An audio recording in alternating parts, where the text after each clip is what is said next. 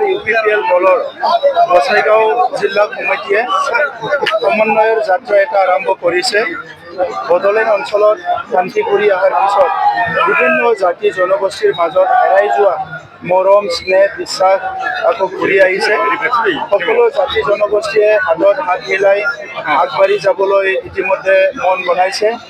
এই গোটেই কথাটো লৈ পেলাই ৰাজনৈতিকভাৱে সমাজখন একত্ৰীকৰণ কৰি বিভিন্ন জাতি ধৰ্ম ভাষা ভাষী লোকসকলক একত্ৰীকৰণ কৰি সুন্দৰ এটা বিটিআৰ গঢ়াৰ উদ্দেশ্যেৰে আমাৰ গোসাইগাঁও জিলা UPPL তৰফৰ পৰা আজি এই ঐক্যতাৰ যাত্ৰা এটা সমন্বয়ৰ যাত্ৰা এটা আৰম্ভ কৰিছে।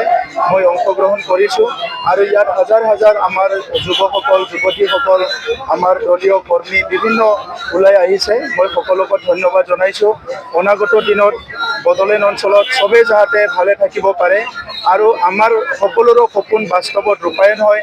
নিজৰ নিজৰ জনগোষ্ঠীক ৰক্ষণাবেক্ষণ দিয়া সকলো জাতি জনগোষ্ঠীৰ সাংবিধানিক অধিকাৰৰ পৰা লৈ সামাজিক অৰ্থনৈতিক ৰাজনৈতিক অধিকাৰ চব পাবলৈ সক্ষম হয়, শিক্ষাৰ অধিকাৰ সকলো পাবলৈ সক্ষম হয় আৰু আজিৰ সময়ত ভাৰতৰ প্ৰধানমন্ত্ৰী ডাঙৰীয়াই এখন বিকশিত ভাৰত গঠন কৰাৰ যিটো এটা সপোন ৰচনা কৰিছে, এইটো বাস্তৱত ৰূপায়ণ কৰাত বিটিআৰ অঞ্চলৰ সকলো শ্ৰেণীৰ ৰাইজে অংশগ্ৰহণ কৰিব পাৰে।